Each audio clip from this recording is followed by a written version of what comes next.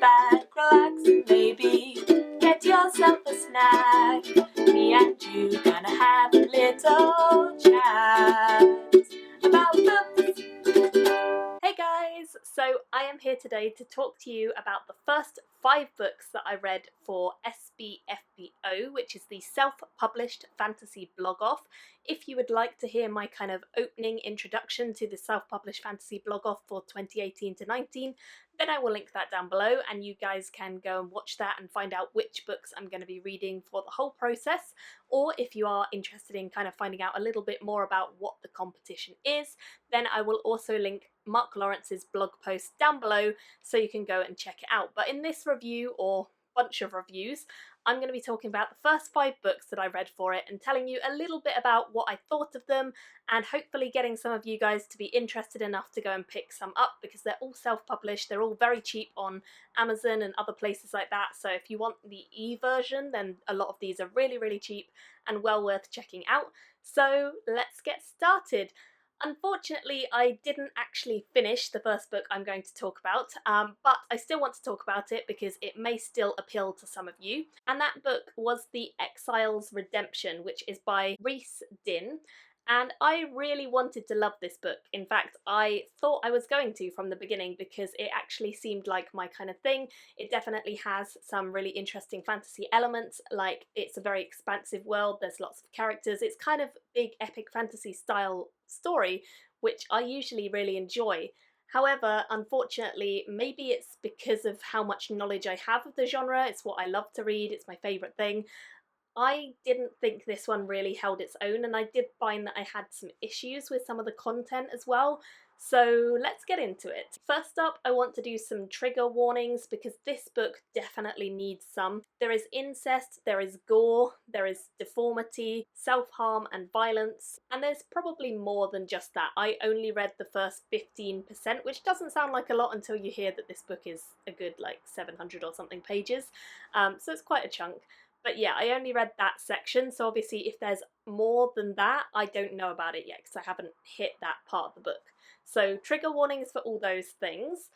When you get past that, you get into the story and you read from multiple POVs. So our main character at the start is a serving girl who is called Coma, and through her eyes and also the eyes of her mistress, we get kind of our opening scenes. So Coma comes from a different land to her mistress, and she is there to spy on this land. She is working as a handmaiden, she's undercover, she's trying to infiltrate and basically earn her way up so that she can spy better. And she's doing this because she wants her family to be safe, and she's hoping that this service will do that.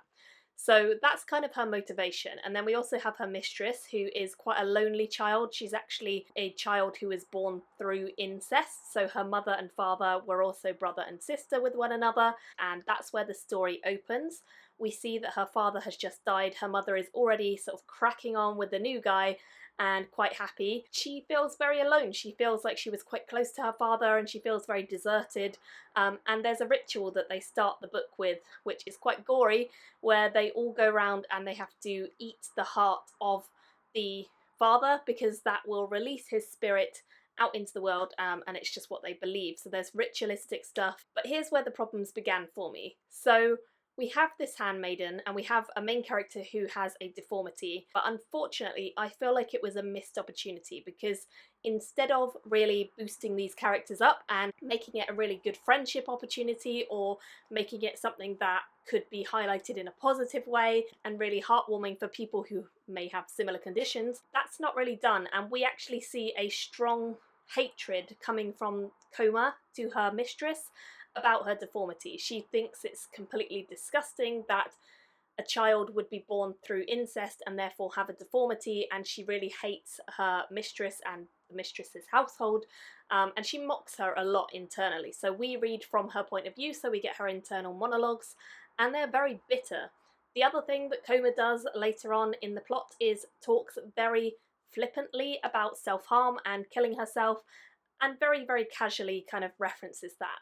So for me, I really feel like those topics are big topics to take on, and if you're going to take them on in a book, you kind of really need to think about how you're doing it, and I don't feel like the sensitivity was there. I feel like it needed more sensitivity than it had. It didn't feel as though the author had really thought about the consequences of how some of this may come across to, I would say, a younger reader, but I don't think it's aimed at younger readers, just any reader. So there was that. That was a personal issue that I had with the book, where it didn't really feel like it had sensitively sort of looked at the material. Alongside Coma, the other main character that we're following predominantly in the first bit of the book is A1, and he is a young man who lives with his father. He's kind of like that enraged adolescent who doesn't want to be trapped with his father anymore but is, and he just feels very much trapped at home. So we follow his story as he's getting into brawls, he's defending his friends, he's kind of acting out, and he doesn't really care who he's hurting with his actions. He just wants to escape his father and do something bigger and not be the kind of man his father is. He doesn't respect his father, he doesn't really care about him, and he has a lot of hatred built up inside of him towards his father, despite the fact that his father does try his best to take care of him and look after him. That's just how he feels. I think A1's story took a little bit longer for me to get into. It was an interesting story, but he feels like a character who needed a bit more fleshing out for me, because he kind of opens with a brawl and you don't really get to know him for a bit, but it did kind of start going a little bit later on. So, as I said before, this isn't a terrible book. The writing is not bad. There weren't a huge amount of typos, although I did see a few, but for me it was more of a personal sort of content issue where the sensitivity wasn't quite there, and I feel like certain things just got under my skin in a way that possibly they shouldn't have, but they just did, and I wasn't really feeling it after that. So I did stop this book at 15-ish%. It is quite a long read, but it is one that I think if you like rival gangs and different nations and very strange sort of customs and rituals, you may well enjoy this. It's just whether or not you can get past the sort of sensitivity side of it like I couldn't. So that was the first book, unfortunately a DNF for me. So the second book is The Thousand Scars, and this one is by Michael Baker. And this author is really, really wonderful, so I definitely recommend checking out their Twitter. This book was, I don't know, it was good in that it had a lot of potential, but I feel like it maybe suffered from first book syndrome. I think this is a debut, so correct me if I'm wrong, and I believe maybe it just fell into the trap of not quite being fully developed. So this is an epic fantasy again. It's got lots of different groups of people, lots of different races and people from different parts of the world that we're following. And each of these groups of people have their own agendas, their own things they're trying to accomplish, and we get to see through their actions and their eyes kind of the spooky, creepy nature of the magic in this world as well. There's a lot of necromancy and things like that. I definitely want to say that this one has quite a dark tone throughout. It feels quite grimdark. There's a lot of scenes where there's violence and people are being flayed and burned alive, and it's grim. Blood, flesh, gore, and they actually believe in this, that in order to stop people from going to heaven, they should burn them. So it happens quite a lot. As part of reading this, we have quite a few different factions we have to become aware of. So we have the Balian Empire, who are facing off against the Dominion, who are an invading force, and then we have the Feros Order, the Thousand Scars, and the Ironhearts, and quite a lot of other sort of roving clan tribes who are out there as well. And each of these tribes and groups of people have their own ideas and lengths that they are prepared to go to in order to defeat the Dominion who are invading.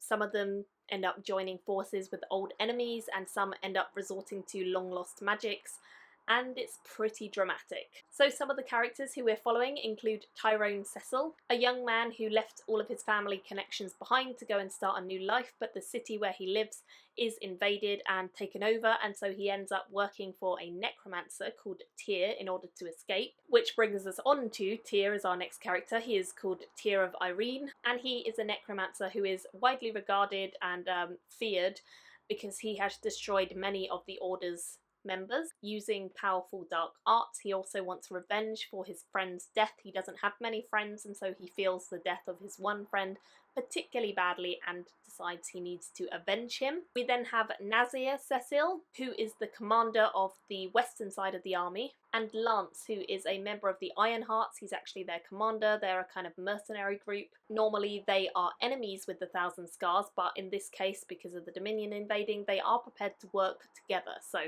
that is where their story comes into it. I would say that the beginning of this is quite a slow one, and as the book moves forward we do see a lot of battles between and skirmishes between lots of different factions.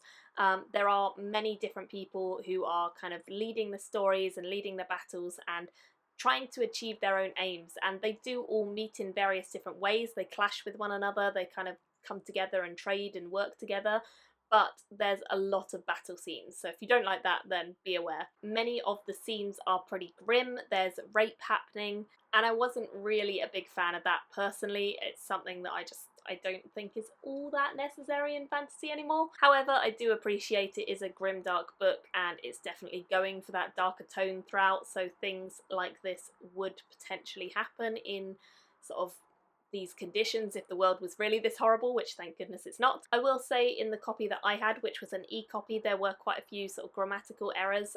However, with a thorough sort of copy edit or proofread, I'm sure these could be fixed easily enough. And on the whole, I would say the second half of this book was definitely the stronger part. I think the first half got you into it, but quite slowly, and then the second half really did make me a lot more interested when the necromancy came into it. However, in terms of the politics and the different factions and people within the world, I did find at times it was a little bit overwhelming to try and remember who's who and what sort of division they were under. Like, there's the Order and there's the Scars and there's the Ironhearts, there's all these different things. Who works for who, who's working together. It was a little bit tricky sometimes to follow all of that. However, I didn't realise until I got to the end there is actually a glossary of terms at the end, so probably if I'd known that was there it would have helped a lot. Overall, I'd say this will definitely appeal to grim dark readers. Anyone who likes that subgenre will probably enjoy this, as would the first one, I think. It was very readable, very easy to get into, but not my favourite in the grimdark genre that I have read, so I ended up giving it a 2.75, which for the purposes of SPFBO correlates to 5.5 out of 10, so not a terrible score by any means. I definitely think it's enjoyable, it's just not my favourite. Next up I have Sir Edric's Kingdom. This one is a book that I was not expecting to like because it is quite silly, dare I say. It follows a young man who is a friend of the king, and the king gets very sick very early on in the book, and we follow this young man called Sir Edric, who then takes over the throne whilst his king is sick and has to deal with not only who is going to be the heir if the king should actually die, but also the various trials and tribulations that are coming towards the kingdom, because there are invading forces, there are people who want his attention at all hours of the day, there are missions he has to go on, and he likes just kind of messing around. He doesn't really understand quite how much work there is that goes into the kingdom until he has to take it on himself, and then he does, and he realises, blimey, this is not quite what I wanted. So it's kind of a light-hearted comedic story. It definitely has some fun elements and lighter tones to it. It's not at all grim dark, I wouldn't say, although some darker things happen, but definitely nowhere near as dark as the previous two books. It's light, it's fun, it's easy to get into. It definitely has that jovial, slightly misogynistic main character. He is definitely a bit of a womanizer. He's definitely someone who, you know, makes jokes and is a bit crude around the edges and rough around the edges, but he is fun to read about all the same. So that was what I took away from that one. It is likeable, definitely fun, and I gave it a 3 out of 5 stars. So 6 out of 10 for SPFBO purposes, and definitely one that is fun and light-hearted if you're into that as well. However, I did think it was slightly hard to stand out from the crowd and didn't feel 100% memorable to me, so there's that. Next up I have Wasting, which is by D.K. Holmberg, and this one is a book that I was definitely not expecting to love because the cover didn't really stand out amongst all the others, but I actually did enjoy this. I would say it's a fairly light, fun, original read and has some good characters. I knew going into this that the author had quite a few different sort of self-published books, so I was a bit more hopeful because it's not going to be their debut, so hopefully it would be more polished. It definitely feels more polished than some of the other books I've been reading in terms of the grammar and things like that are all very good. When I started it, it felt a little bit predictable to me. So it is about a thief, and I've read lots of books in my time about thieves, but I do think there were some interesting twists on the actual items being stolen and what they were and how they were being stolen and why. So rather than it being something that I already felt like I knew, it actually felt more like a familiar comfort thing. It was definitely a story I felt I could relax into and enjoy quite quickly, so that was good. As the rest of the story unfolded, I actually found myself reading the entire book in one sitting, so I would say that's definitely a good sign, and it was very easy to sit down and just immerse myself in it. It wasn't a long book, it was something that really just gripped me whilst I was reading it, and then was, yeah, something I did want to carry on with. Sam is the thief who steals to look after her younger brother Trey. She's really good at what she does, but she does end up attracting the attention of the two most powerful lowborns in the city, who frequently send her out on jobs. One day, Marin, who is one of these people, comes to her and offers her a new job, and this is the job where she ends up getting a little bit into a pickle and stealing something that she doesn't really understand, and she's not really sure why she's stolen it, but she ends up with it all the same, and it's a lot more than she bargained on. Alec is a young man who is working in an apothecary. His father is a healer and he is in training to be a healer. He really enjoys his life with his father and he respects him an awful lot, and he thinks that they have a good thing going. But later on in the book we find out that he doesn't quite know all he thinks about his father, despite working closely with him, because his father has a past that he does not know about. Alec is quite a genuine and caring young man. He and his father have been working in the neighbourhood for many years and not charging people unless they can afford to pay. They're very generous and kind, and they just look out for the neighbourhood in general, which is quite rare in a world like this where people are so divided by class and money. Of course, Alec and Sam do end up meeting, and there is a slight spark between the two of them when they do, because one helps the other out of a tricky situation, which then results in a strong friendship and reliance on one another as the book goes on. What I liked about this story was the fact that both of the characters are very likeable, very easy to connect with and get on with, and also the fact that it has a plot that focuses on magical paper, which is quite funny. I think the idea is quite original, there's a lot of potential to it, and I definitely feel like it's a very fast, easy read, so it didn't take me long to get into or out of because I read it all very quickly. But yeah, really enjoyable and certainly one that I would recommend. So I ended up giving it a 3.75 out of 5, which equates to 7.5 out of 10. Really good score, and definitely a book that I would go around recommending to people for light-hearted fun stories. So one may be worth picking up if you're interested. And the final one I have to talk to you guys about right now is called Raven Thrall, and this one is by J. Elizabeth Vincent. This book is one that I really had no idea what to expect from. I was sent the book, but I also was sent the audiobook, so I did end up audiobooking the majority of this, and I really enjoyed it, I must admit. It was certainly something quite different, something quite fun, and it focuses on a young woman called Mariah. And Mariah is part human, part hawk, and she is kind of an anomaly in this world. So in this world there are people who are born called Seosan, and these people are basically able to transform into animals at will.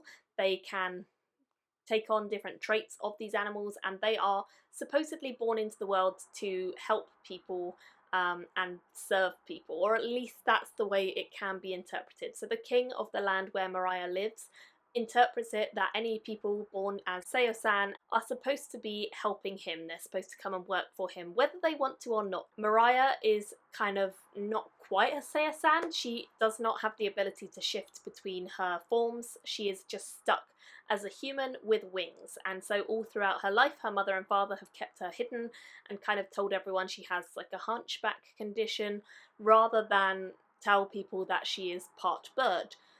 Because they don't want her to get taken, and they just, you know, have always looked after her.